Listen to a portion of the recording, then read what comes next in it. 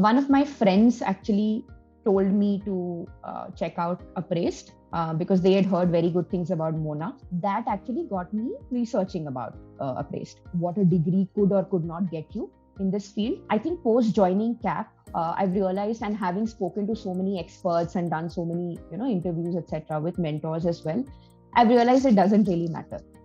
Right? You could have literally any background, and actually that translated into my interview as well.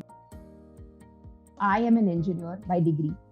I graduated from Manipal, have a degree in electrical and electronics engineering, and pretty much post that I've been working. I had done my fair share of research around, what is the kind of a pedigree or a background that's sort of you require for a product management role.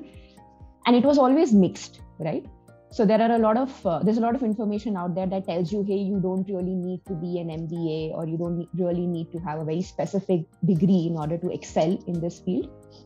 But at the same time, I do know that if you come, especially in India, if you come from a tier 1 MBA college, you do get an advantage in the product management space. I think that was sort of my initial view around what a degree could or could not get you in this field. I think post joining CAP, I've realized, and having spoken to so many experts and done so many interviews, etc., with mentors as well, I've realized it doesn't really matter. Right?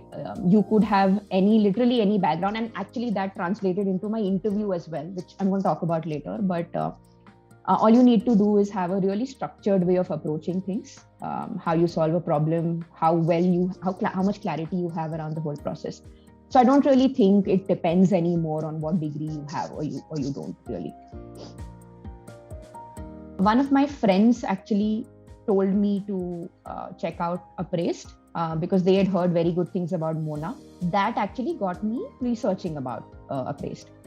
Did my fair share of research and then spoke to a couple of other folks, alumni of Upraised, who'd done the course earlier, and heard excellent reviews from both of them. So I spoke to 2 folks, post which I then, of course, gave the case test, waited for a while for the mentors to get back to me. And, that's where the whole thing happened. Now, there is no dearth of information and knowledge out there. Like every other YouTube video will prep you to become a product manager. But I am somebody who wants structure in my learning, right? You can call it the lack of time. You could call it the lack of, again, sort of process in my head that I wasn't able to sort of put 2 and 2 together and really approach the product management interviews or the work in a way that I had desired. And that's where researched about CAP, thought that the structure could really help me get to where I want to in my career, and heard great things, did a lot of research around what I should do.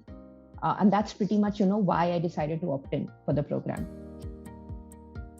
By far, I think the most I've enjoyed and the most interesting part has been the expert interviews. So we typically do 2 rounds of expert interviews. One happens early on in the program, and the other happens towards the end. And both had very, very interesting stuff that I could take back. So when the first set of expert interviews happened, I was pretty nervous because I had never done this before. We had never had any expert mentorship before that. So it was like really plunging into the pool and learning how to swim, right? So with all those nerves and with all the anxiety, I remember the first ever expert interview I did, I got good feedback, and it was from one of the leading PMs within the country today. So that gave me a massive boost of confidence. It's one thing to read and to learn, like I mentioned, right? Just to sort of practice is one thing, but when you're actually in that situation, when you hear somebody who's been doing this for years telling you that you're in the right path, I think it's nothing more than that can really give you the push that you need. When we had the second set of expert interviews, I think by the time we were close to sort of finishing the program and getting into the interview processes, very interestingly, those were the 3 interviews that have helped me the most. Also because maybe it was very close to the interviews, the actual interviews, right?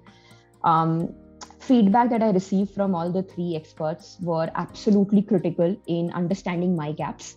I had a fair idea of where I'm lacking, where I need to sort of brush up more. But there were very pointed feedback given from all 3. In fact, one of the questions that we did with my last interviewer was exactly what I was asked in my interview. And it really helped me gather my thought and, answer in a certain way because of the feedback that he'd given me. So I have by far enjoyed expert interviews the most. I mean, I could still do it. I could, go and just do it for the fun of it now. It's one thing to read reviews, read blogs, watch videos, while you try to imbibe as much as you can. But I don't think anybody who's not worked in a product management role really knows what goes on, right? Very simple example, creating a PRD, which is, I think, one of the things that every PM would do. Before joining the CAP program, I would just know that, hey, there is a PRD that you need to create. And as part of my job, I had also helped create a few BRDs, but on a very superficial level.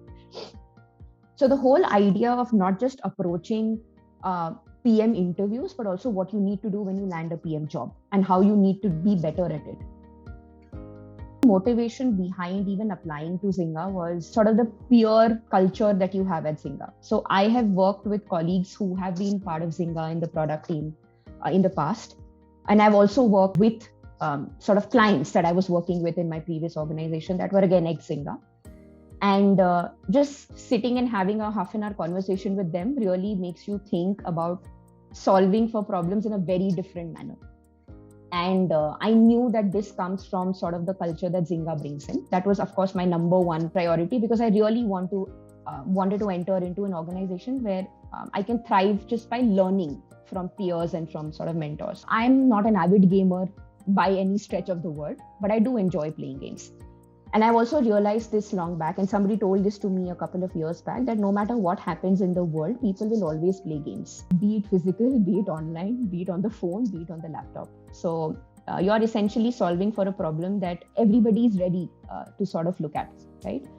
That is why gaming seemed very interesting to me. I also did a little bit of research and found that in the coming sort of the whole Web3 and the NFT space, gaming is going to be huge. While I'm not a big I don't know much about the space, but I do realize there is potential of it growing in that direction. All of these reasons primarily led me to have a conversation with the hiring manager and then, take up the whole interview process and go ahead with it. The most common first step would be you having to submit an assignment. So this would be a case study that's given to you once your profile is shortlisted, of course.